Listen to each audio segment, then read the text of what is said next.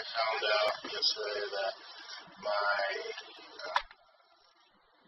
coach that I had in high school for soccer got murdered. So apparently it was a double homicide. So he later on moved on to actually become principal of the high school. And then he was also a lawyer at the same time. And apparently he was representing this lady who was getting a divorce from her husband. And they actually got a restraining order against the man. But apparently the guy went to the lady's house. This was 2 nights ago, I believe. He went to the lady's house, and then shot her, and then went to, I guess, my principal's house and shot him. And then he went to shoot himself later on. And it's just major loss, man.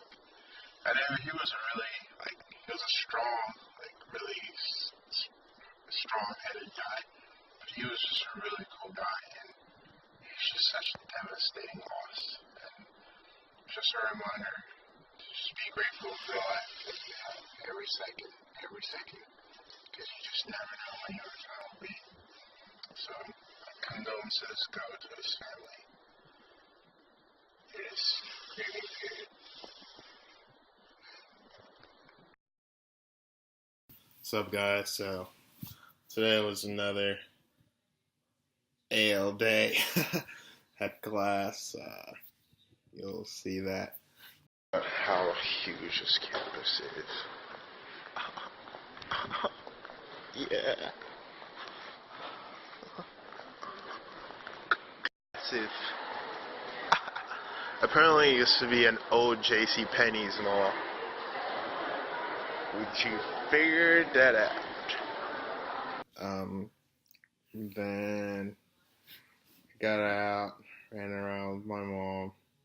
We got stuck behind an EMS for a minute, and then luckily they were able to move. And then I came home and I got really caught up with my reading for programming. So pretty close to catching up with the reading for programming. Yeah. And it's kind of cool. It's for my data structure class, and it's this book. And I actually really enjoyed it because I learned some pretty cool things. Mainly it was just about abstract data types and recursion.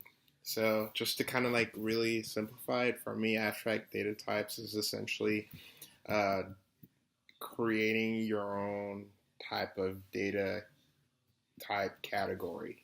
That's a good way of putting it. So if you've been kind of paying attention to my articles, your gateway to programming, those articles, you'll remember that there is essentially just maybe 3 or 4, depending on how you see it, kind of data types, right? So you have numbers, int doubles, and then you have strings, which are words, right? And then you have Boolean, which is your response to true or false, right? And data type or abstract data types is essentially going a level beyond that and essentially creating your own name for a particular data. So if, for example, you're building a video game and there's a slot at the bottom left corner where the character holds an item, right? And it's a magic item. Well, you can actually define that as a data type in your code, right? So you can say, instead of int temperature equals blah, blah, blah, you can actually write magic box, wand box, and then give it a name, right? Or give it a value. And I thought it was really cool because it kind of shows how even in programming, we're offered a way of multi-dimensionally representing anything, right? So anything you can always create some kind of multi-dimensional representation for it, which is most of the time visual first. once you do that, you can interact with it in pretty cool ways. So I thought that was really interesting. And like the book kind of goes into detail about how like it is proper programming code or proper programming I guess etiquette to like have there's a particular way of implementing it. So you have to like separate it into like a header and an implementation file. And like I kind of thought that was um, a little annoying. And like I mean, there's a purpose behind it. It's so that maybe later on, if someone wants to build something off of what you already created, they can just do it by just tacking on these.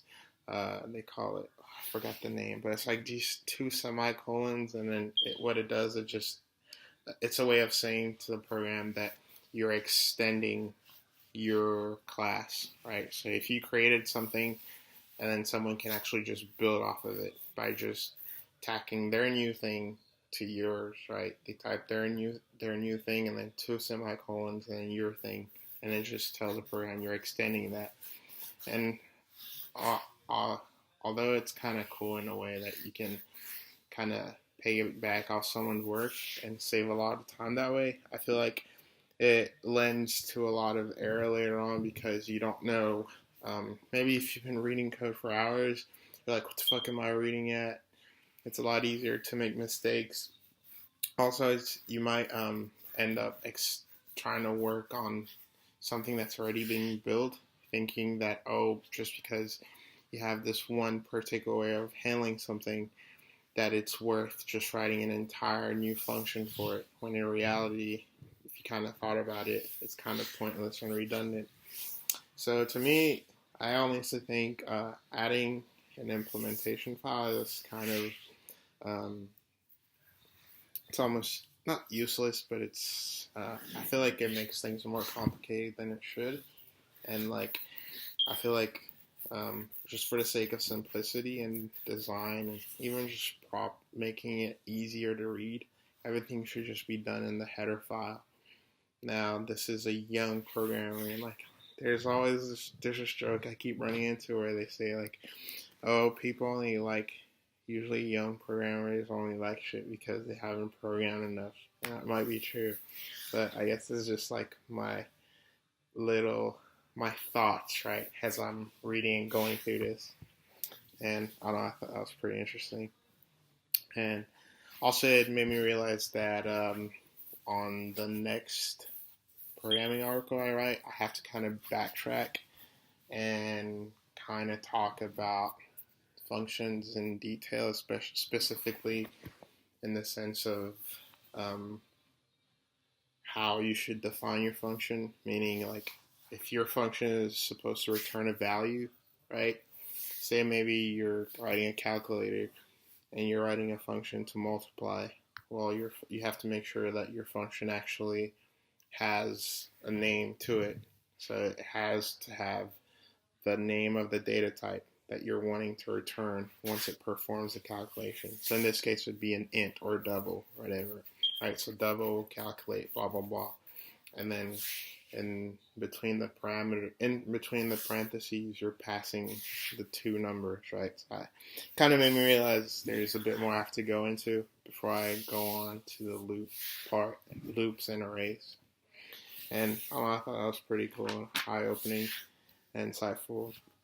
And the other part, I was talking about recursion, which is essentially breaking a problem into a similar, smaller problem, right? So the good example that they took that really helped me understand it was calculating the factorial of a number. So if you remember, factorial of a number is multiplying all the numbers that came before it, right? So the factorial of 2 is equal to 2 times 1, right? And that's 2. The factorial for 4 is equal to 4 times 3 times 2 times 1, right? Factorial for 5 is 5 times 4 times 3 times 2 times 1. I may be wrong, but I believe this is it. And essentially, the idea behind recursion is this, breaking it down into smaller steps. So instead of just trying to get everything in one step, just say, okay, the factorial for 4, for example, is 4 times the factorial of 3, right? Because everything kind of sequentially follows each other. So if I know the factorial for 3, then I can do the 4 factorial. So then, like, it would call to figuring out what the factorial for 3 is. And that would call to figuring out what the factorial for 2 is. And then that would call to figuring out that, oh, actually, what the factorial for 1 is, right? And there is no such thing as 0 factorial, if I remember this correctly, because it's just equal to 1, right? So because the factorial for 0 is 1, you can move up and get the answer for the factorial for 2, because now you know the factorial for 1, right? So then that gives you the answer for the one after, and then you come back up to factorial for 4.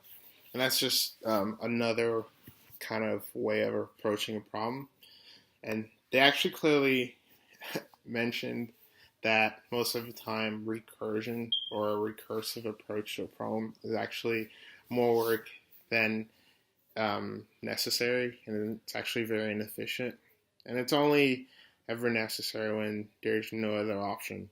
So when you have nothing else to fall back on, kind of try to like break it into steps and what you don't know and what, as they put it, you need to ask your friend to figure it out.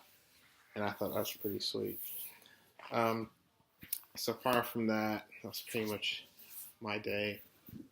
And then it was just really funny. We got the the fire department called to our house because someone saw like smoke and they thought the house was on fire. So barbecue, and it's so swaggy. Your neighbor calls the fucking fire department. There was so much. They saw so much smoke that they decided they thought that there was a fire or something. So that was really funny. Then it's pretty much a really peaceful evening. Gonna work out. Rosetta Stone. I don't know about. Might do something tonight. Not sure yet. But still just here, still kicking. Anyways, hope you guys get something out of it. As always, swag the fuck out.